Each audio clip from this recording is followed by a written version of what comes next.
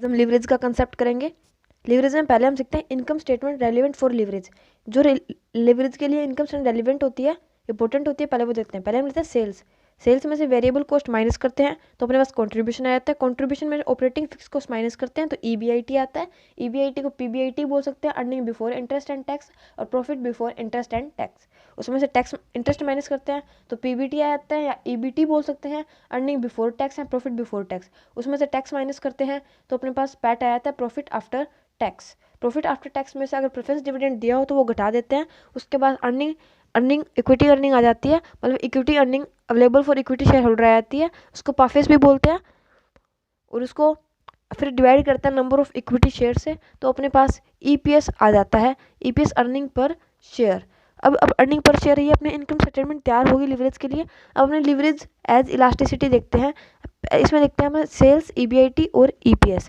जब sales, EBIT और EPS देखते हैं, अगर अपन सेल्स से ईबीआईटी तक जा रहे हैं तो उसे ओएल और ऑपरेटिंग लेवरेज बोलते हैं। अगर ईबीआईटी से ईपीएस तक जा रहे हैं तो उसे फाइनेंशियल लेवरेज बोलते हैं। अगर सेल्स से सीधा ईपीएस की तरफ जा रहे हैं तो उसे कंबाइंड लेवरेज बोलते हैं।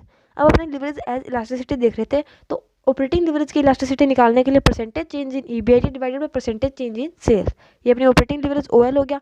एफएल निकालने के लिए फाइनेंशियल लिवरेज निकालना, percentage change in EPS, percentage change in EBIT.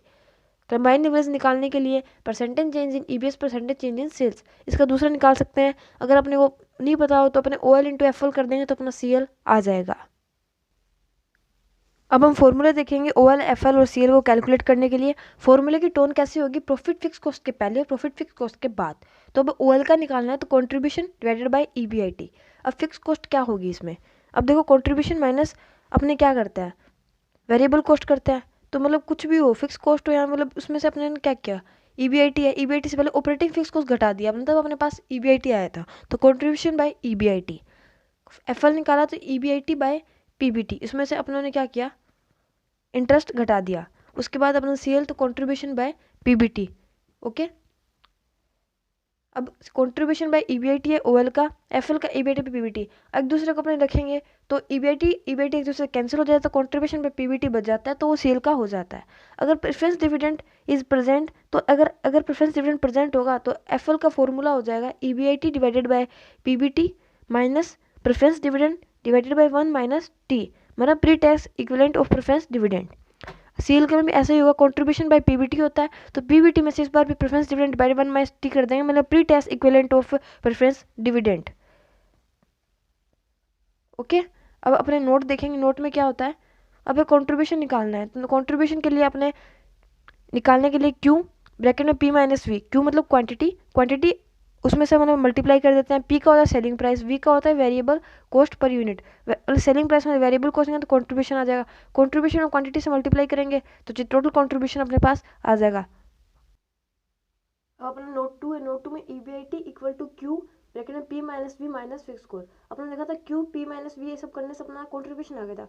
Contribution में से अगर हम फिक्स कॉस्ट माइनस कर देते हैं तो अपने पास ईबीआईटी आ जाता है, तो ये ऐसे कैलकुलेट हो गया, selling price minus variable cost into Q, मतलब टोटल कंट्रीब्यूशन, उसमें से फिक्स कॉस्ट माइनस कर दिया, अपने पास ईबीआईटी आ गया। अब अपने नोट 3 उसमें क्या देखते हैं हम अपने करंट लिवरेज का देखते हैं, percentage change in EPS divided percentage change in sales. Okay, अब नोट 4 क्या है, if preference dividend not present percentage change in EPS equal to percentage change in paid. Okay, ऊपर जो अपने सीएल का लिखा है परसेंटेज चेंज इन ईपीएस, तो उसकी जगह हम परसेंटेज चेंज इन पीटी प्रॉफिट आफ्टर टैक्स लिख सकते हैं। अगर प्रेफरेंस डिविडेंड प्रेजेंट ना हो तो उसकी जगह हमने पैट की जगह पीबीटी भी लिख सकते हैं अगर ये प्रेजेंट ना हो तो। लेकिन अगर however if DP is not present तो दोज परसेंटेज आर नॉट, अगर डीपी प्रेजेंट नहीं हुआ, प्रेफरेंस डिविडेंड प्रेजेंट नहीं हुआ, तो ये जो परसेंटेज है वो सेम नहीं आएगी। एक सेकंड, यहाँ कुछ कंफ्यूजन है।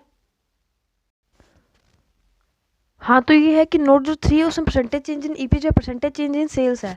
अगर प्रेफरेंस डिविडेंड प्रेजेंट हुआ तो, अगर प्रेजेंट नहीं हुआ, मतलब नोट 4 में प्रेजेंट नहीं हुआ तो अपने क्या करेंगे, परसेंटेज चेंज इन ईपीएस की जगह अपने पैट भी लिख सकते हैं, पीबीटी भी लिख सकते हैं। लेकिन यहाँ पे करेक्शन कर लेना, however if preference dividend is present, अगर प्रेजेंट हुआ तो दीज आर नॉट सेम, इसमें करेक्शन कर लेना। 1 मिनट में भी कर देती हूँ, करेक्शन हो गया। However preference dividend present these percentage are not same, मतलब अब अपने वो पीबीटी पीएटी वो सब अपने नहीं ले सकते एक दूसरे की जगह। अब types of break even point, BEP type of break even point. अब पहले क्यू लिखा आप लोगों ने, वो क्वांटिटी वाला, फिर EBIT, फिर EPS। अगर अपने Q से EBIT की तरफ जाएंगे तो अपने पास ऑपरेटिंग BEP आ जाता है। EBIT से EPS की तरफ जाएंगे तो फाइनेंशियल BEP आ जाता है। अगर Q से सीधा वो EPS की तरफ जाएंगे, क्वांटिटी से सीधा EPS की तरफ जाएंगे तो अपने पास ओवरऑल BEP आ जाता है। अब अपने देखते हैं नेक्स्ट में क्या होता है। पहले ऑपरेटिंग BEP का देखते हैं, उसमें क्या होता है। It is the level of Q at which EBIT equal to 0। ये Q का लेवल होता है जहाँ पे EBIT 0 होता है। तो अपने देखा था अपने EBIT कैसे कैलकुलेट करते हैं। P माइनस वी मतलब selling price minus variable cost अपने पास आ गया कंट्रीब्यूशन। कंट्रीब्यूशन को अपने Q से मल्टीप्लाई किया तो टोटल कंट्रीब्यूशन आ गया। उसमें से फिक्स कॉस्ट माइनस किया तो अपने EBIT आ गया। अब ये बोलता है ये Q का वो लेवल है जहाँ पे EBIT 0 होता है, तो इक्वल टू 0 लिख दिया। 0 लिखने से तो Q इक्वल टू हो गया F by P minus V, तो इक्वल टू हो गया fix cost divided by contribution. अब दूसरा है फाइनेंशियल BEP। इसमें क्या होता है, it is the level of EBIT at which EPS equal to 0।